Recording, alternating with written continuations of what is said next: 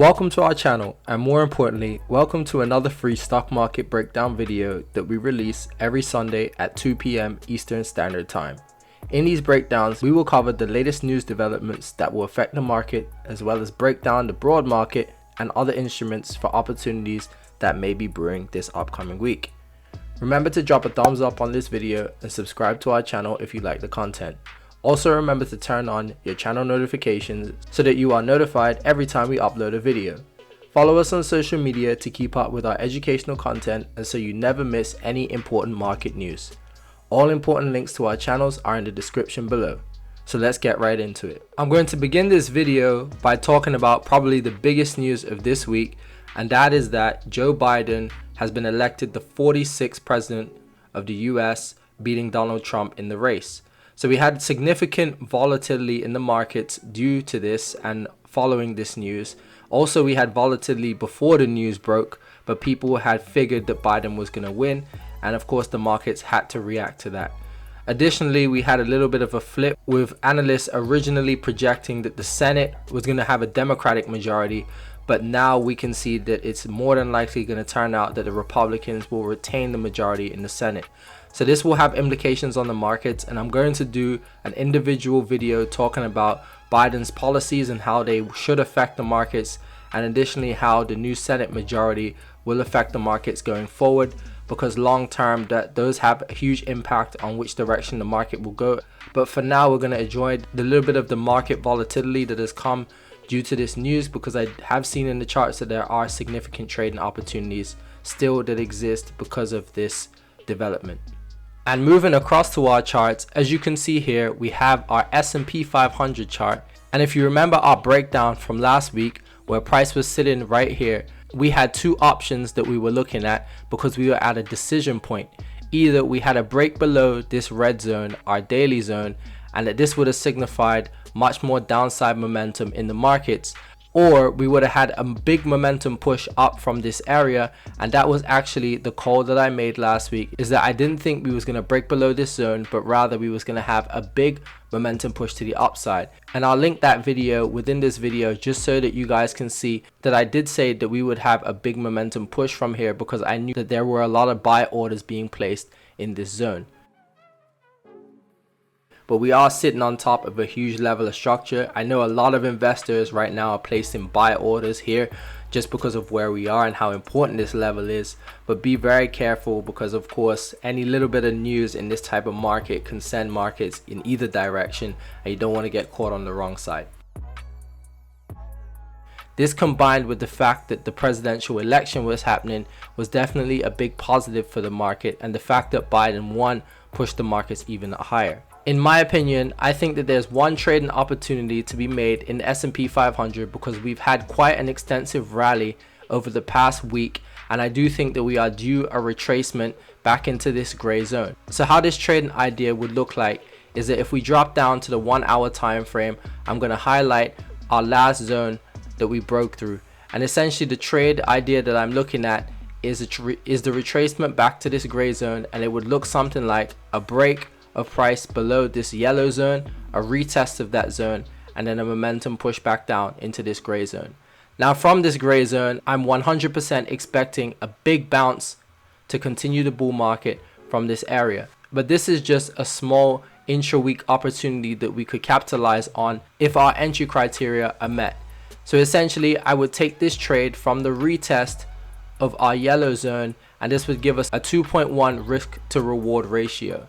So I'll be posting on my Instagram channel just so that you guys can see the update on this trade idea, but this is probably a decent trade idea that I think will play out this week. Moving across the Atlantic, there's still a lot of tension going on between the EU and the UK over the Brexit deal that they're supposedly negotiating. So I personally don't think that they're going to reach a deal, but they're continuing to negotiate, and we're supposed to hear another update on the progress of those negotiations sometime this upcoming week. So expect some market volatility to enter the UK stock market, and especially the pound and the euro pairs upon this news, because both the EU and the UK have said that they've given themselves until mid-November to negotiate some form of deal. Now if they don't reach a deal, don't be surprised if they have some form of deal extension that goes on, because I seriously don't think that they're going to have negotiated a deal by the end of this year. Furthermore, probably the bigger news coming out of Europe and the UK more specifically is that the UK government is extending the furlough scheme that they had implemented at the start of lockdowns this year. They've extended it until March of next year. So I definitely think that this is very bullish news for the UK markets, and is probably one of the main reasons why the UK market has pushed up so high, is because this extension is definitely good, putting money in people's hands, allowing people to spend money and helping curb the unemployment rate. So definitely something to take into consideration before taking shorts, but we'll see exactly what kind of effect this has on the markets. The thing with the UK is that right now they're dealing with both the virus and Brexit. So the UK market is more susceptible to volatility because they have two huge events happening simultaneously. But when we take a look at our charts, we'll analyze just exactly where we are and what kind of trading opportunities are sitting in the markets currently. So moving across to the UK stock market, the UK 100, as you can see in this red zone, as anticipated, we got quite a massive momentum push up, just like we had in the S&P 500. I mean, essentially all stocks all over the world had similar price action last week because of the results of the US election, but the UK 100 is sitting at quite a precarious point right now, back within the channel limits that we established back around the beginning of June this year. So what I'm anticipating is that we will fall from this point just because we're sitting on top of quite a significant weekly zone, and the only way that we'd be long from here is if we broke above this channel and we broke above this weekly zone, which could take quite a while to play out. But as I stated earlier, I do think we're going to see quite a significant fall back to this red zone, just like I have highlighted in the center of the screen here. So the way that we'd capitalize on such an opportunity is if we got a break back below this blue zone. So what that trading idea would look like is if we got a break and a close and then another retest of this blue zone, which would signify to us that we should get that push down, and that would be around a 2.6 to 1 risk to reward ratio. So this may or may not play out this week, but we'll just have to wait and see, and I'll keep you guys updated on my Instagram. Moving over to the gold market now, as we can see, we've had quite a significant development in this market. We can see that we had a daily break back above this weekly zone, which is completely in the contrary to what I thought was going to happen. My initial trade idea was a push back down to this retracement zone. However, we got quite a momentum bounce from this green area, and that has pushed us quite a significant ways up. Now this is quite an interesting shift in risk sentiment because typically stocks and gold move in opposite directions, but this is the first time in a while that I've seen stocks and gold move up at the same time. So this has made me quite nervous about investing in the gold market, because I do think that there may be a significant retracement from this point, because this is not normal price action. However, for you guys that may be looking for gold trading opportunities in the market, I do think that we're at quite a significant 4-hour zone, and that we are due a retest of this daily zone if we are going to continue north. So what a trade idea would look like in gold right now would be to take a short back down to around the 1928 level. However, I'd be looking for more confirmation of downside before taking or executing the trade. So for me, the risk to reward ratio associated with waiting for confirmation for a downside move in gold is just not worth it for me.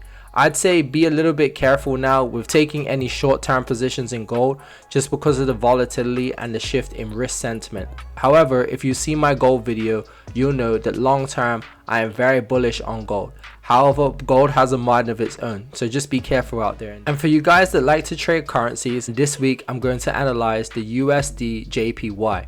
So as you can see, just as expected with stocks going up, this put downside pressure on the Euro USD. So right now we're sitting right on top of a massive daily zone as well as a pretty big 4-hour zone.